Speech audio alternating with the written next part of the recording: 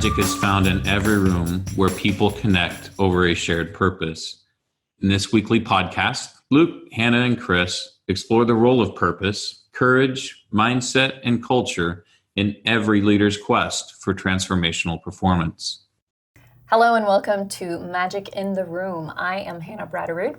And I'm Chris Province. I'm so excited today. We're joined by my friend Jake Keys to talk about doing what we love. Thanks for joining us, Jake. Well, thanks for having me. I appreciate it. Man, it's awesome. Not too long ago, I was on Jake's podcast. He hosts a podcast called Brewed with Hustle, which we'll get to in a bit. But it was such, the reason we're in this space today is because Jake's had this great studio. It's in an old school hardwood floor. It was a great experience, and I'm just like, Jake, you got to come over. We got to do the thing on our side too. So, just thanks for being here. We all feed off each other, right? So now I got to step it up, right? Now I feel like amateur. It's a great inquisition in here, right? We record with some iPhones off to the side too. So. Yeah, but no, thanks for being here. I know we've known each other a while, and I'm anxious for all the folks that listen to get to know you a little bit, and also get to know about what you do and the product you put out to market, which is incredible. Cool. So we have a tradition here, every episode, we have kind of a question of the day, and kind of gets us kicked off, gets us digging a little bit. So, I think as entrepreneurs, there's this constant momentum and this defaulting to action that goes with it. I also think the space we do our work in matters, and just what we do is informed so much by our experiences and our history and kind of what's in that heritage, what's our origin story. So I wanted to pull thread a little bit on this today, and really I want to get to know you guys a little bit better. So my question is, what is the most interesting move that you've ever made? Well, for me, we kind of talked a little bit before the interview started. So when I was a kid, ninth grade year, earlier that year, my grandpa had passed away and left my dad, my uncle, and all their siblings a little bit of money. And in our family, a little bit of money was a lot of money, right? Mm-hmm. And so my dad always wanted to live in Alaska, but that was a little far to go, right? So his brother and him bought 40 acres in Montana, up on top of a mountain. And I knew I was going to like you. Got background in Montana. Yeah. So the day after the final day of school, after my ninth grade year, we loaded up in a pickup and a Bronco and some flatbed trailers and headed to Montana and showed up on a mountain and got out of the truck and there was nothing but trees. And we lived in army tents, big green army tents for this. That would have been the end of May. And we moved into the house that we built on that property at the beginning of October. Dang. And about 2 weeks later, it started snowing and it didn't stop until March. Yeah, I was going to say, if you're on a mountain in Montana, even in September, I was lucky it didn't start snowing already. Yeah. I think the people in town thought we were crazy. These Okies moved up on this mountain. They didn't think we'd last. Yeah. But the colder it got, the more we liked it. So did you guys build the house yourself? Yeah. My dad, my uncle, and me and my brother. So my brother's 3 years younger than me, so he was 13 at the time. I was 15, 16, and became a man real quick. What an experience. Oh, yeah. I'm going to go look up legit in the dictionary, and that's what it's moving to Montana onto a mountain, building your own home. Oh, yeah. Living in tents it was for 6 all months. The adventures that you would think would happen, happened. Bears in our tent, all that kind of stuff. I want to pull some thread on this one. Man, tell me what that felt like. Do you remember sleeping in that tent, hearing the noises? Yeah. Growing up, we'd always been, campers. We liked to go camping and being outdoors, fish and that kind of stuff. And my dad was a fly fisherman, and so Montana was would have been the perfect vacation. Sure. Right?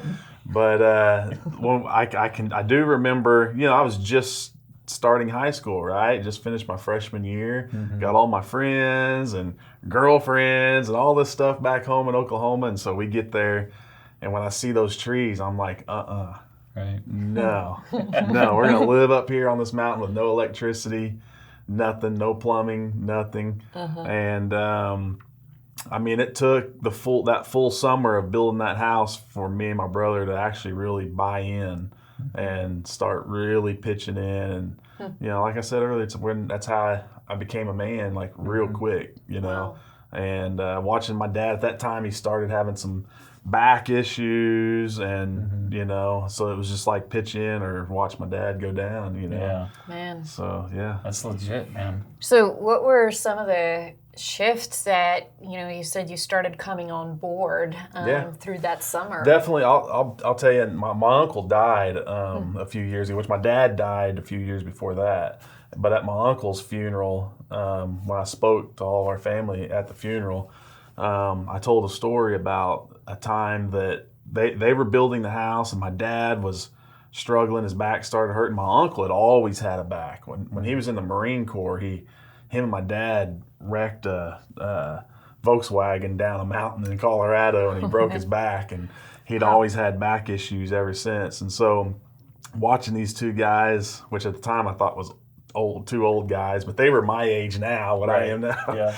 But watching them kind of limp around, you know, and I'm just wanting to play. I'm mad, right? I'm going to stay in my tent and just sulk and be mad. And my uncle came up to me and he said, Jake, he said, your dad's hurting real bad. And the only way he's going to be able to get better is if he doesn't have to do all of this work. You're going to have to pitch in. And I just remember, like, my uncle was the cool uncle. Yeah. He was the one that taught me how to shoot guns. He was the one that would put me on a motorcycle. We had snowmobiles up there. He was the crazy uncle that would race me. But for him to stop playing and not be the playing uncle anymore and be real serious, like, it just, him telling me that was different than if my dad had told me that. Yep. You know, and that's one of the things I've always learned in a lot of leadership roles I've had has been just your position or your title or your persona. So many things about you makes your words carry more weight than somebody else's, or less weight than somebody else's. But in that moment, his words went from having no weight ever to having like the most weight. Right. Wow. Because this is the guy I have fun with. Like, it's the one we horse around and play and like makes life so Had fun. never gotten onto me in my entire life. You know. But man, when you hear that, I mean, I think most people have that uncle, right? Where their words carry that weight because it is the ride the motorcycle, maybe sip your first beer, get a pinch of snuff, all that. You know? He taught me how to drive. This guy's like, hey man, this is where I need you to show up, and it's big. So what about you? What's your move story? Oh, well, I do have a few big moves. You know, I think my biggest move ever was moving from Oslo, Norway to Tulsa, Oklahoma, way back in the day. And, you know, as we're sitting here recording in a studio in Tulsa, Oklahoma today, you know, this is a place that carries a lot of fond memories for me. I lived here for almost 2 decades. But now, as many of our listeners know, I live in Bozeman, Montana. Where in Montana were you, by the way? So we were just outside of a town called Anaconda, Montana. So that's the town I went to school in. But it's basically between Butte and Missoula. Yeah, okay. Well, I've driven through there, Anaconda. So it's about, I would say probably about an hour and a half or so from Bozeman, where I live. So I eventually, you know, have worked my way west and north from Oklahoma. And so when I left Tulsa, I would say for me the most interesting move, since that was the question, was, you know, I had kind of I went to school in Oklahoma, both undergrad. I did my graduate work here. That's how we met. I'd been married and I'd gotten divorced. And so I was sort of on my own, starting over in life, and I had a job opportunity to go out to Colorado. And so I just remember the experience of making that move, you know, packing up a U-Haul. I had a girlfriend that had agreed to drive out with me. And I did hire movers to load the truck, and then I was driving it. And I also had 2 parakeets at the time. So I had like a U-Haul with all my things, towing my car, and a bird cage with 2 parakeets in the front of the U-Haul, sitting between me and my friend Tia, who rode out with me. And I just remember driving through Kansas, which seemed like for days and days and days. Kansas is one of those states that just never ends. Right. And I thought I was going to make it out of Kansas in a day. It just didn't happen, because driving a U-Haul that's fully packed with a car in tow, that's a lot slower driving and takes a lot more gas than you planned on.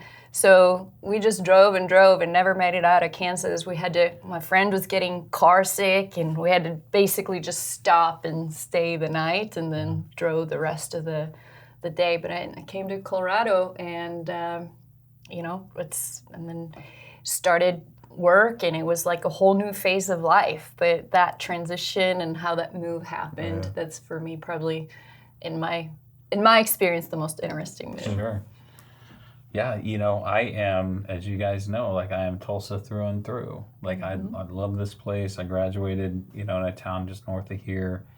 Went to school in Stillwater, came back. Like I'm just a Tulsa guy. Like I love this place. I love the business community. I love the family feel of it, the kindness of people. But I did try to move one time. Okay. I tried. And so I was working here at the time, and my wife at the time took a job in Northwest Arkansas. So we had a house over there where she was working, and then I still had my job here. And, it was like, okay, we're going to do this thing. Like, we're going to live in Northwest Arkansas. And it's great over there if you're from there, right? But like at that state line, I'll tell you the funniest thing is like you go from Big 12 to SEC. Yeah. And that makes it just different everything. Like I wake up and the teams on TV are like Georgia, Florida, Tennessee, and we're not talking about Texas and OU and OSU, and like this is weird, right? But I maybe could have made it had I settled somewhere that was suburban, or maybe like Bentonville, Fayetteville, Rogers, but we lived like way up north in Bella Vista. And man, I remember that Christmas, I was already over here for work, and my wife at the time was there, and there's like 30 inches of snow, and like there's no way to get out of there. So instead of like being with family on Christmas, spent all day like driving. I had to go get a 4-wheel drive truck, drive over there, pick up her, come back, and like now we get to Christmas at 7 o'clock or 8 o'clock at night, Yeah. So that was rough. And then the straw that broke the camel's back, like no lie, like had a flat tire in the garage. Oh no. Right. And like you're just out of luck. The fact that I had to drive an hour each way to get a can of Fix-A-Flat, I'm like, we're out. Like we're done here. So anyway, 6 months over there, packed it up, came back and said like, you know what, I'm good. I can go anywhere in the country from Tulsa, Oklahoma. So it took me an hour to get to school in Montana. Man. So unless there was a moose, then it's like an hour and a half. Yeah. Because a moose does not move. Like they like to go on the road and they'll look back at you and then just keep going. You're just gonna stay behind. All the way down the mountain. Wow. Well, so we've been a few places, enough to have a little experience. But Jake, I think that you are an inspiring story of entrepreneurship. I'd love just any time we can get together. But if you don't mind, just can you take a few moments and just share kind of leader to leader here, like, man, what's your purpose? Why do you get out of bed every day? Yeah. And like, how's it show up? Like, what do you do? What do you do to achieve that? Yeah, I'll tell you, like, I'm glad you asked that because for a long time I knew I wanted to own a business. I wanted to be an entrepreneur, right? But like, without the purpose, like, it's easy just to kind of put it off and talk about it and make it a thing. And then when that purpose clicks, it's just like you can't even stay in bed, So, I mean, for me, I think everything leads to something. Like all your past experiences lead to building a purpose or taking you on a journey, right?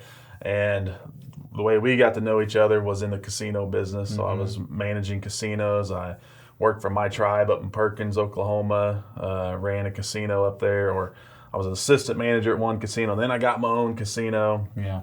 And so I spent 10 years working in the casinos up there and in leadership roles. And one of the things I started noticing was really just like a lot of the tribal members, people that, because of my situation growing up that I didn't really know that well, even though we were related, they grew up in just a different environment, somewhat different mindset than mine, but in some ways the same.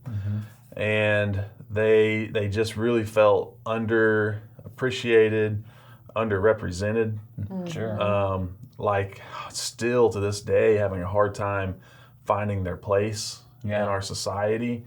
And but then really a mindset that's been passed down by our elders for generations, which, you know, we don't, our culture is not really to talk about the people that are dead, you know, but they did pass down a way of a mindset and a way of thinking of really some defeat, right? Like, you know, to be expected. I mean, some of the things that happen would, like, you really got to be really tough to not have that mindset, right? And so to this day, there's just a lot of young Native Americans, like my age and younger, that really feel like they can't do things. They can't own a business. They couldn't be, you know, they can't go to college. They can't be a doctor or a lawyer or whatever, right? And I grew up like that a little bit too. Like, to me, a CEO was somebody like sitting on top of one of these, you know, skyscrapers with their tie on and just looking out the window, you know, getting ready for their tea time, you know, and college degree and all this stuff that seems tough for some people coming up on a reservation or in their tribal community. And I just really felt like once I realized by opening my own casino that I could start a business, that I had that ability, and then it hit me as like, man, like everybody, all these tribal members here in this town, we're no different. I grew up poor. I grew up the same way. The only thing that's different was something clicked in my head. And like, I started noticing things that I used to not appreciate. We hear a lot, minorities talk a lot about, you know, seeing somebody that looks like them doing things and how important that is, right? And I realized that. And so now I realize that if I can be a representative in entrepreneurship, if I can be a representative of our Native people and show that somebody from a Native community, somebody that grew up in that situation, had those mindset issues to overcome, if somebody like me can do that and they see that happen, then they too can be, you know, live their dreams, be an entrepreneur. But there's I think there's always multiple purposes, right? Like the fact that, and since we last really had a conversation, something that's happened is our next week after, somewhere before the end of this month, our product, our beer, will be on the shelves at Walmart here in Tulsa. Wow. And like that's kind of our first real big. Well, we've got On Q in Oklahoma City, so that was our first big one. But Walmart, I drove through On Q and picked up some Res Dog last time I was over there. So you know, for people to see a Native American product on the shelves at Walmart is a big deal. Right. And I don't know, you might walk around Walmart and never see another one. Like it may actually be the only Native American product on the shelves, which is kind of sad. It's another example of Native Americans just not being represented, you know, and so that's huge for me. And I want, we complain all the time about the mascots or the different things about our heritage not being represented the way we want it to be. Well, the only way to change that is for us to tell it, for us to tell the story. And that's what we do with our product. So our product being on the shelf is going to tell our culture, tell the story of our heritage the way we know it to be, and not some false narrative of demise and tears and all that kind of stuff. It's going to be who we really are, the pride of our culture on the shelves at Walmart. Now I love that. I love the, like, if we don't like the story, we have to go write the narrative. Yeah, we got to reclaim it. Yeah, and that requires a lot of action. I think when I look at your story, Jake, I think a lot about courage, kind of modeling the way is a bridge out.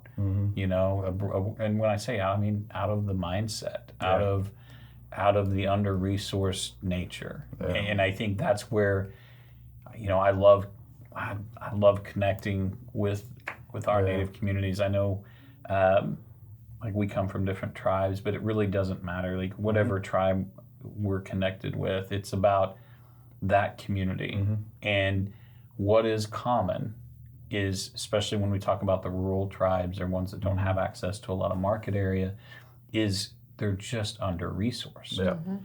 The development of capacity in rural Oklahoma, the amount of resources, you know, just in that local economy are typically reduced. And it really becomes those leaders, those obligated leaders modeling the way are the only way we start to develop resource and kind of model, you know, change that mindset.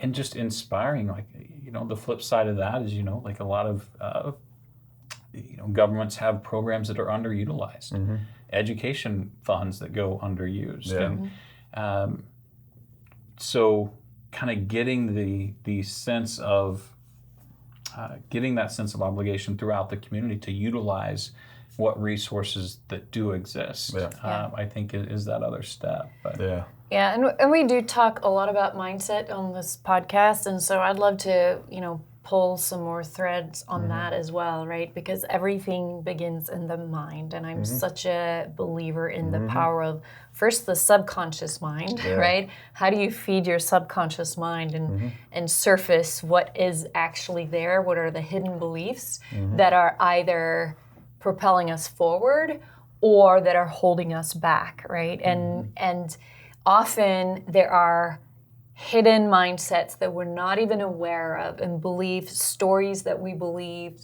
talk tracks that we tell ourselves without being consciously aware of it, that are keeping us back, keeping us down. It's very rare that it's other people really that are holding us back, kind of to the power of what you just shared.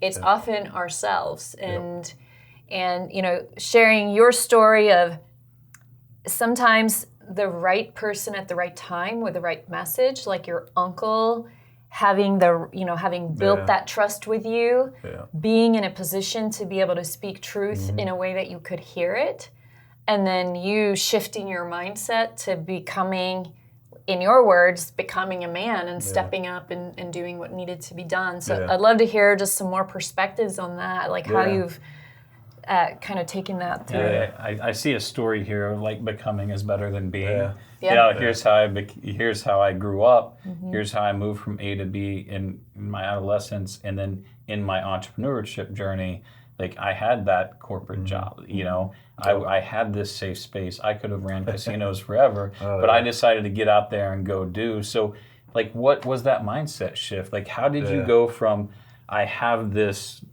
you know, veiled, secure job, you know, to I'm going to do it.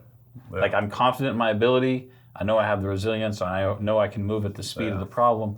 How, like, what was that trigger? Man, I'll tell you, like, I think, and you're still becoming too, right? Yes. Like you're always working. It's still a journey, and it'll always be a journey. It'll never end, right? But I think, you know, when I was a kid, I remember I didn't know what to think of it at the time, but I can remember my dad, and I'm just saying this because you said something that made it click, but like things that subconsciously, right?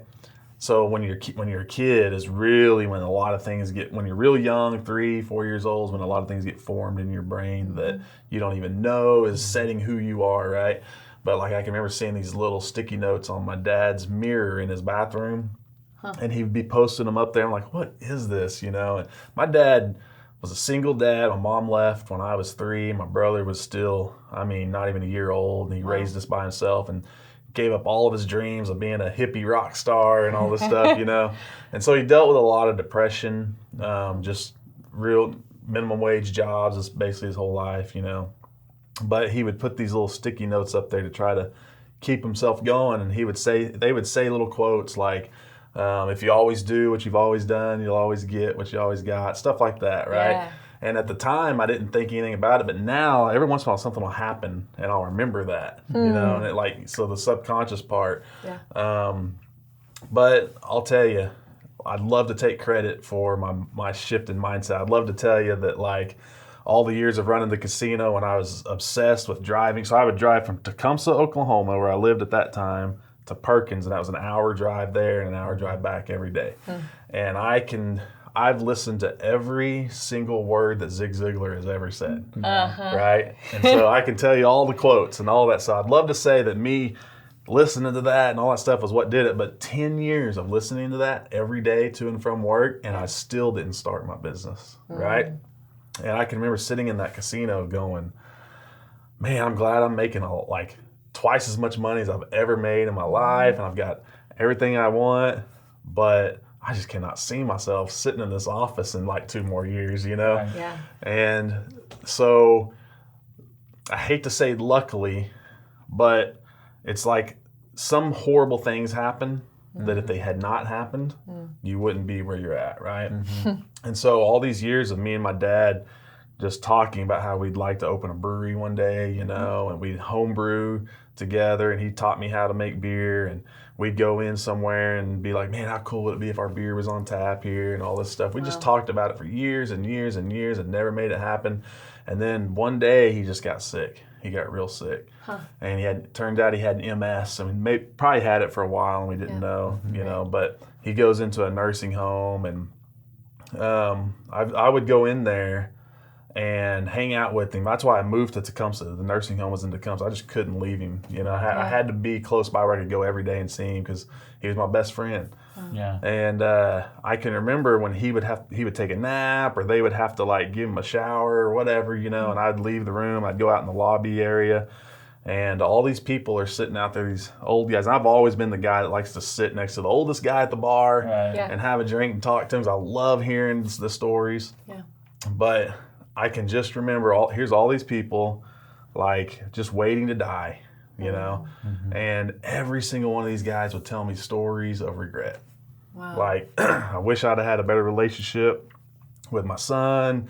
I was going to go play college football and I hurt my knee, or I was going to start this business, right? And they're never going to do those things. They're in a nursing home now, and they're just waiting. They're just sitting there waiting, and they're going to die with regret. And something clicked in my head, and I was like, not me. Like, right now, people ask me all the time, like, because there's been some tough times this year, right? Jake, how come you don't seem worried about like your brewery failing or whatever? Yeah. And it's like, I worry about that, but I just worry about it, right? Yeah. I fear regret. Yeah. Like, I fear regret way more than I ever fear my business failing, going out of business, right? Like, at least now I've done it. Yeah. I gave it a shot, right? And so there's something about that, seeing that regret just scared the hell out of me. I love how like your stories come together of this desire to be kind of that representative or model for Native entrepreneurs, and that heritage story of you and your dad brewing together and saying like, our beer should be on that tap, maybe one day it will. And I mean, it's powerful.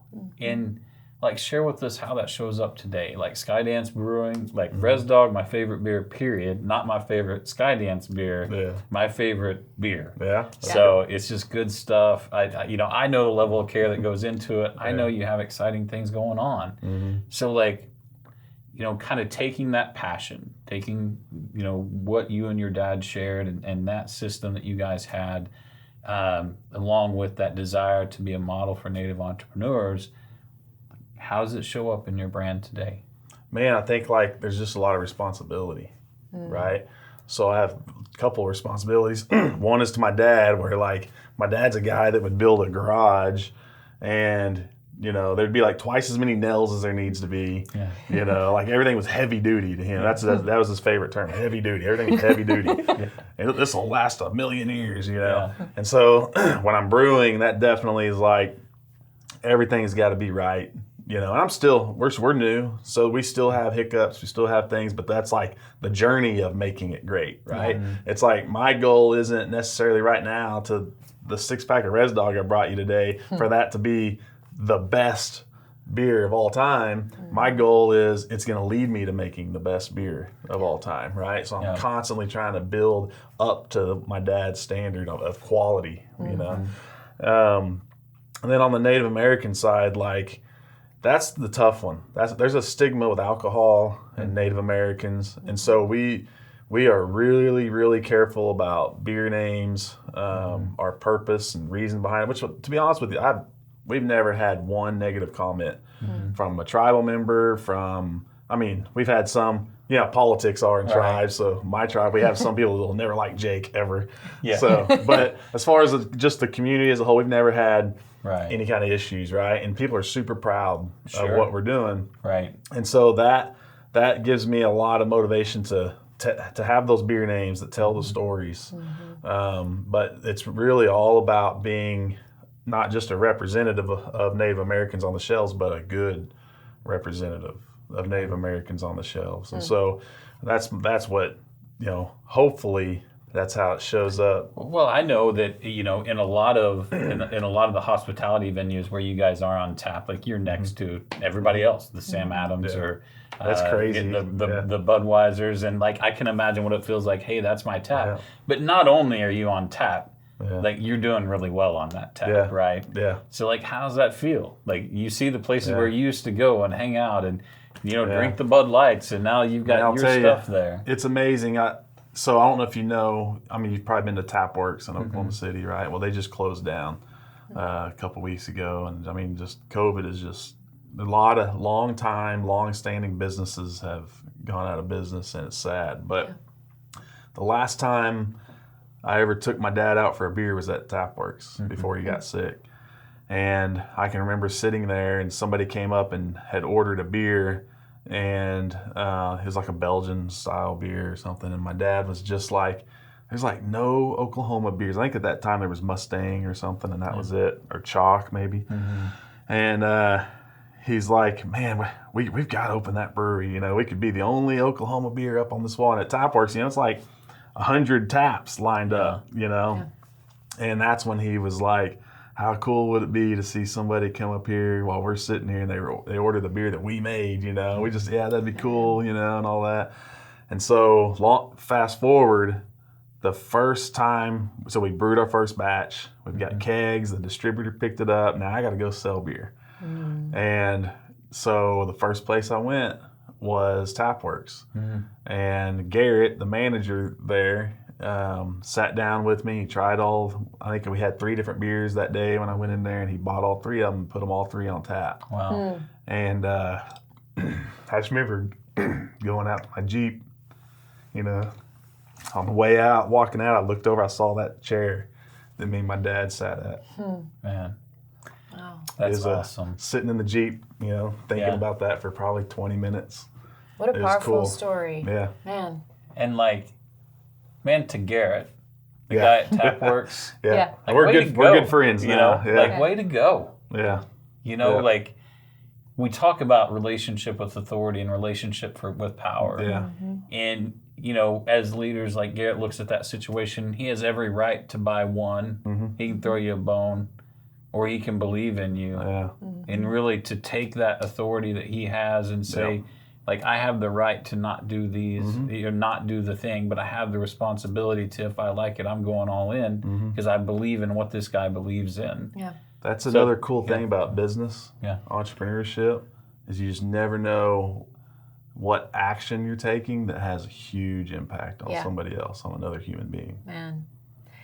And that's the power of purpose too. It's all about impact. So when we know what our purpose is, and you know, clearly this is a business with a very strong purpose beyond just sell as much beer and make profit, right? There's that story and the impact that the that's business our goal. Itself can have, right? Yeah, that's our goal. If we're building a new location right now in downtown Oklahoma City, and you know, if a year after we open we go out of business, but I got to watch some guy in his 20s come in with his hippie dad from Montana and sit at the bar and have a beer together and experience have that experience together.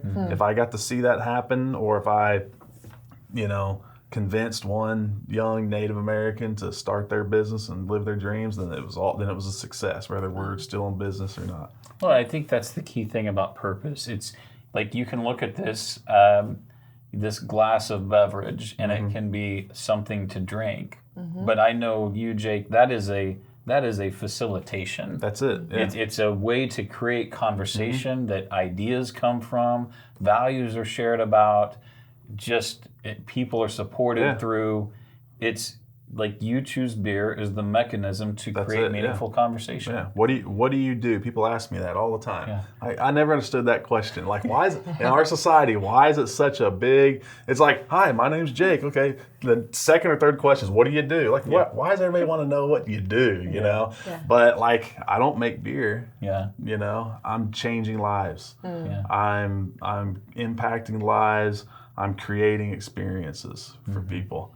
And beer is the vehicle that I drive to get there. It's a really good vehicle. I feel like that guy that's on the Supreme Court. I like beer. Yeah. I drink beer. My friends like beer.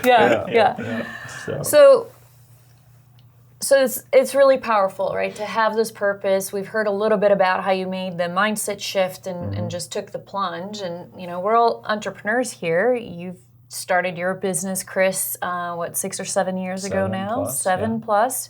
I've been at it, started my own business, left a corporate gig, and started my own thing about 3 years ago. And so we're kind of navigating this journey at different stages. And one of the things I'd love to pick your brain about, one of the biggest challenges for me as a business owner is this tension between working in the business and working on the business. And knowing, especially when you're starting out, you may be the only one working in the business. You're making the product, you're producing, you are also selling, you have to build a marketing infrastructure, you may have a small team, but you're both the employee and the owner, right? Especially when you're starting out. So what are your thoughts on kind of navigating that tension? I literally just had this conversation yesterday. And so my fiance, Bobby, is going to be in charge of the tap room. She'll run the tap room, put on special events, kind of, also just keeping things in line, making sure things are organized. That's her specialty, right? Yeah. But, so she has gone to a part-time role with her normal job. Okay. And so that's put her in the brewery more, right? And I was a little leery at first, I was kind of like, I don't know, the brewery's kind of it's hot in there, it's messy, there's a lot of heavy lifting, stuff like that. And she's just dove right in and just really been a big help the past couple of weeks. And so having her in there and helping like that has really shown me how important it is to build a team and to have a good team around you. But we did have the conversation yesterday about how, look, we're Walmart, OnQ, all that stuff, so we're brewing more. At the same time, there's like a can shortage, a national can shortage right now, aluminum cans. So you might have seen like some of your favorite Coca-Cola items are no longer available. Anheuser-Busch is like, anybody that makes cans, if you have them, you have to give them to Anheuser-Busch, right? They're the priority. So all us little guys are sitting around like we don't have any cans. Wow. And so there's all this chaos happening in our business right now, like stress, and we're trying to build our new location, and we're dealing with Oklahoma City, the city that's like doesn't want to give permits to anybody, right? And so it's like a lot of tension, right? And I literally said to her yesterday, it's like, I don't feel like we're creating anything. I feel like we're just going through motions and trying to get to some point that's like keeps moving ahead of us, And I want to get back to being creative and creating stuff. And to me, that's my working on the business is creating craft beer as an art form, And so I feel like we've got our brand and everything about us has kind of gotten stagnant in the past couple months, because of all this. And sometimes I think you just don't even know it's happening. It doesn't. You don't realize you're not working on your business until some time goes by. It's like, crap, man, I haven't worked on my business in like 2 months. Yeah. And that happens when you're a solo. When you're solo, you've got to build a team. Yeah. You got to build a team, and I knew that. That's what my tribe, when they hired me to build teams. They put me in positions to build teams. 'Cause that's what I'm good at, is building successful teams. But when it's mine, something changed. It's all resources, right? Yeah. And I think it's just finding you got to find some way to step back and look down at the big picture and get some perspective, clarity. And I think that's the idea of creating space, right? Like you got to have that space to get above it, look at it, then go back down in it. Yep. And it's that constant, like, can I get above it? Now I go back and turn some screws, then get above it again. But it's that consistent space that needs to be created. The strategic, I write, so I write about strategies or, There's a lot of things like that I thought 10 years ago were some really weird, stupid things, But I'm telling you, man, it's made such a difference in my life, whether it's meditation, journaling is like a huge thing for me now. Finding a way, when you have a family at home with kids and stuff, this gets hard. You have to figure out some way to go off somewhere quiet and talk to yourself. Yep. Yeah. Like, I know people like, don't talk to yourself. That's weird. No, talk to yourself. Yes. Right. Talk and to listen yourself to yourself. and answer yourself. Yeah, right? And so like that's key. Yeah. That is so key. And if you don't have that, then you're just what people call the rat race. Yeah. Yep. A rut. That's people. Those words come from people that have been in that. And the worst thing you can do, right, as if you take that plunge and you start your own thing, you want to get out of the rat race. That's part of why you do it. And the worst thing you can do to yourself is build a new rat race, right, where you feel trapped and you're still on the hamster wheel.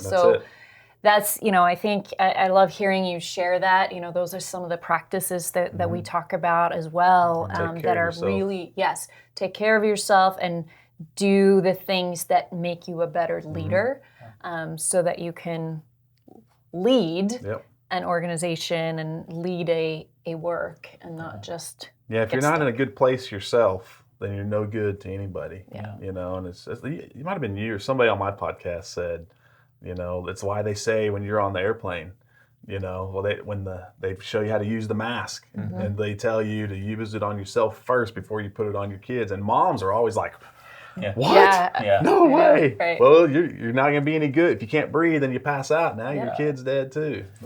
So.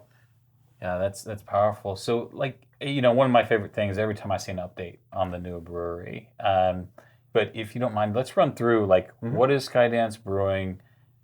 How many beers you guys have out? Are any of those recipes things that you and your dad started? And what's happening with the business? I know the incubator was kind of your garage, the accelerators, Brewers Union, kind of where you guys are now, and kind of let's go on. Skydance is Oklahoma's Native American craft brewery. That's what we are. Are there other Native Americans in the brewing business? Sure. But our brewery is Native American. Like everything about it bleeds Native American, right? Our storytelling, our beer names, inspiration for the beers, for the beer names. So we are Oklahoma's Native American craft brewery.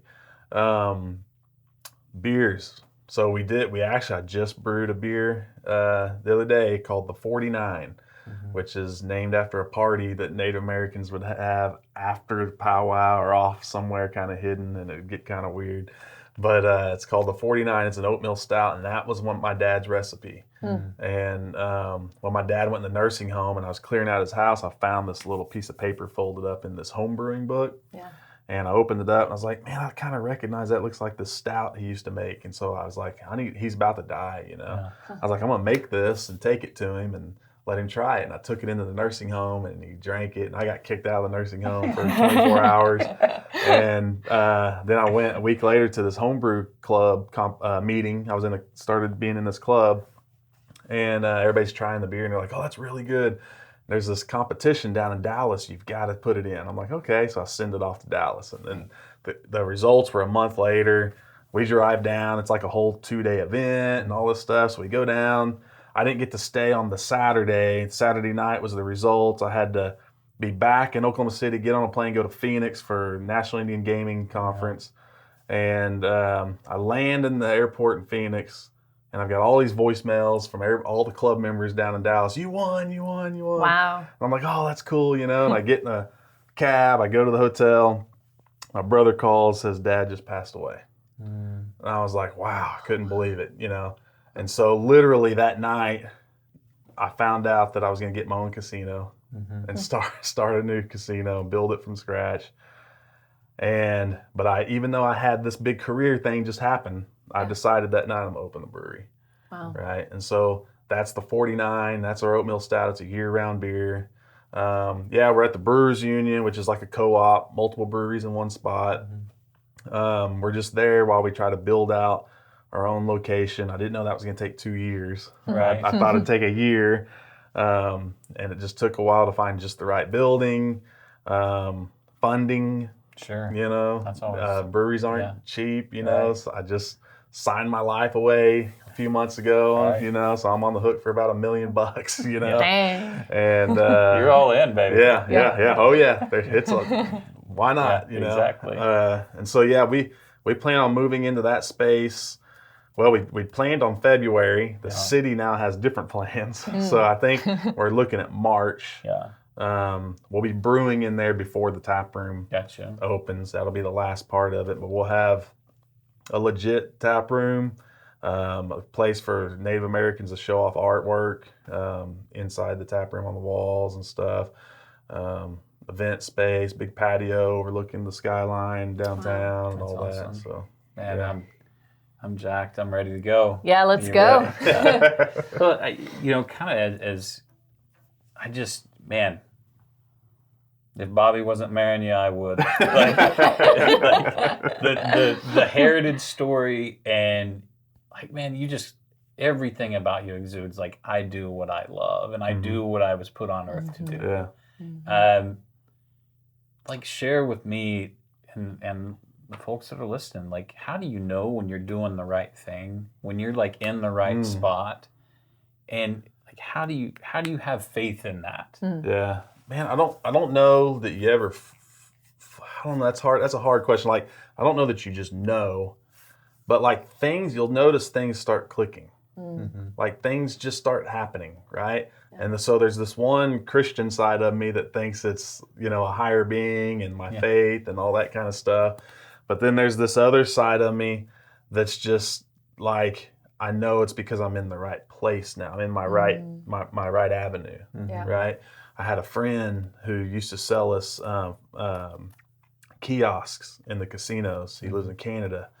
And he called me a while back when the George Floyd thing first happened. And I'd posted something on our Skydance. I just felt like I had something to say, being the only minority brewery in Oklahoma. So I felt like I needed to say something, and I just kind of voiced my opinions on what was going on a little bit, and just wanted people to show more compassion and empathy for each other. And he called me, and he was in tears. And he had said, man, when I first met you, you were this young guy in a casino who was just kind of lost and didn't know what to do with himself. And he goes, you've found a purpose. You've really found a purpose. And he said, you're where you need to be, and it's real obvious. And it's just, when he said that, it made me look back on these past couple years, and I'm kind of yeah, that's true. I'm in my avenue now. Yeah. And things are a lot easier when you're in your avenue. Native Americans will call it the red road, and it's living the right way. Well, my right way is to have this purpose and to be down this avenue, and things just click. They seem to click. And when you feel that, when things are clicking and you're in a groove, that's when I think that's when you really know you're doing what you're supposed to be doing. Yeah. I would echo that. I think you just start to get feedback from unexpected places. Jake, from a technical standpoint, you're great at running a casino. Maybe I'm not so bad.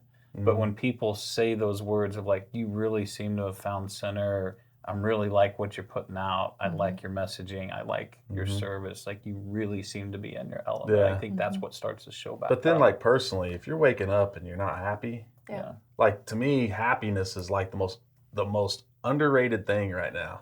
Like a lot of people aren't worried about their own happiness. They're worried about somebody else's happiness or whatever. And like to me, when you're waking up unhappy, when you're sitting at your desk in a casino talking about how can't see myself here in 2 years, that's not the right place, right? When you wake up, man, I'm telling you, man, I feel like I'm getting old, right? Like on a brew day, my back hurts. Tomorrow morning, I'll be in pain. But if I have to get up at 5 o'clock in the morning and go to the brewery, I'll pop up and with a smile on my face because I'm in the right place. Well, and I think there's a difference there, you know, happiness and doing what you love versus I just want to be happy, so I'm going to try to, you know, set myself up so I don't have to work. And, you know, like not working or just having fun. And then what are you going to do? Then what are you going to do? But it goes back to the power of purpose. When you have a sense of purpose with what you're doing, you're using your skills to the best of your ability. You get to use your creative mind, and you get to feel like you're creating something, you're having an impact on the world, on the people around you.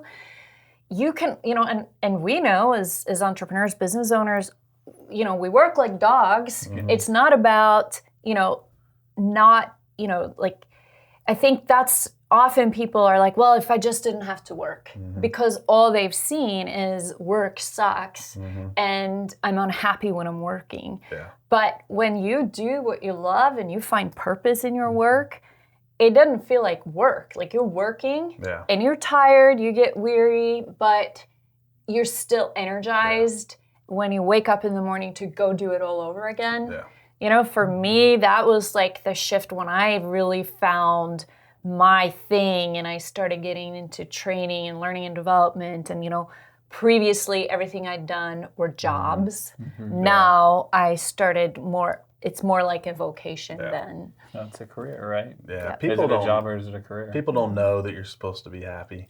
Like they really don't. They don't. They think jobs that work is supposed to suck. You know, and they'll live that way for a long time. Their dad, their mom, somebody told them go get a job at Tinker or whatever, and live in that job until you retire, and then just sit on a couch. I don't know, whatever, right? How industrious. Like they that's a way you're supposed to live in this country is what they were taught, you know, and they don't realize that you're going to be that guy in the nursing home at the end who's got a lot of regret because you didn't create the things you wanted to create. You lived somebody else's life, what they told you to do. And you only have one life.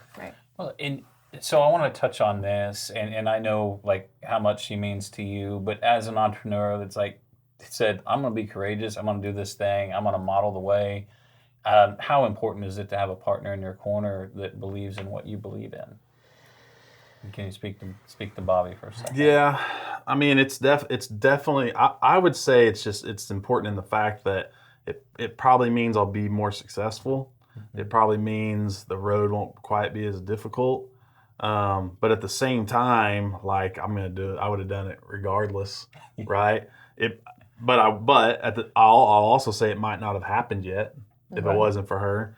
If I didn't have her working that job and having a consistent income to the family and that kind of stuff, and having her, like she has never once questioned what I'm doing. Like not one time. When we went from looking at a little building in Norman that I was going to have to borrow about $400,000 to build this brewery in, to one in downtown Oklahoma City where we're borrowing $1 million, she not once did she ever go, "Oh, you sure? You sure?" Yeah. Not one time, right? So having somebody that's just fully got your back all the time, it is encouraging. It helps you feel like you're doing the right thing, and it's another purpose. It is when you have a family, that's a purpose. That gives you some more purpose, you know. But it's huge. Yeah, and I think we want to make that call out because I think as you look at the courage required to go model the way, you have to take an inventory of your entire situation. Are you financially prepared? Do you have the right support around you? Like, is the journey paved for success or is it paid for suffering? You know, and you know, as we look to take off, you want to make sure that we have enough runway and enough support to give us a chance to be successful, get our legs under us, and really start, you know, to take off. Oh, I have friends who are trying to start their own businesses. One I'm thinking of in particular, and if he sees this, he'll know what I'm talking about him. and he's got a lot of things he wants to do. He's got the ability, the talent, but his wife is afraid of that. Of that he's not going to have a regular job with the regular securities and the paycheck and all that kind of stuff, and which to me is scarier than having making your own, like depending on somebody else, to pay you and for them to stay in business, to keep the business going. That's kind of scary, Right. But that's what we talked on the last episode is just, just how that veil of security really isn't secure. And it's just a system that we've placed a lot of value in. But, I would encourage entrepreneurs, like, pave the runway and prepare. And I was kind of like you, like I made a decision to do what I was going to do a year before I actually did it. But I had to start paving the way.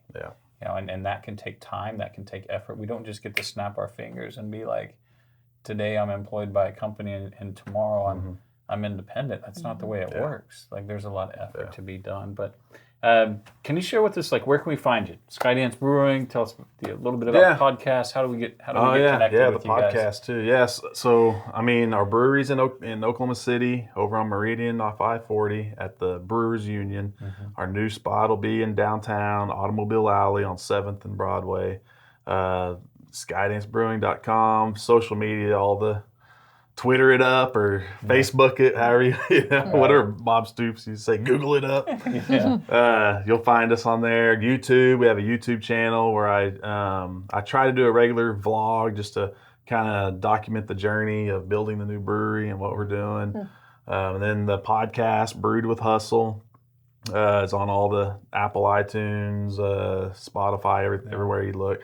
YouTube, there's a video version of it on YouTube. So I think some of my friends I grew up with think I'm searching for attention or something, I guess. I don't know. I just feel like I got a lot to share. You do have a lot to share, and you have the stories to back it up. And thank you for being inspiring. Hannah, I'm interested. This is our first time to sit down with Jake in here, and kind of what do you take away from today's episode? Man, just so much inspiration. Obviously love the Montana connection. Definitely look me up. And I know you mentioned earlier you come back to Montana every year. So there's some good breweries in Montana as well. Yeah, there is. Let's connect. Just love the power of the purpose in your story, how that's kind of carried through, and the power of mindset and how the right person with the right message can just speak to us in a way that makes us wake up, right? And discover. And, sometimes it takes really painful experiences for us to really wake up to who we were meant to be. And so you shared a lot of those really incredible and moving and inspiring stories. So that was personally really valuable. Thank you. Thanks for giving me the opportunity to tell it. I love when we spend time together. It makes me realize how much better I gotta be. So I'm gonna go get to work being better. You keep being you. Well, look at this. Now I gotta do that. No, Jake, thanks for being you, man. Thanks for coming over, and thank you guys for joining us here. Just as we part, like, let's go love what we do. Thank you guys for connecting with us. Until next time, let's go win the day. Hey, if you like what you just heard, there's a lot more on our website. Also, please subscribe, and you'll get notifications about every podcast episode and video that comes out.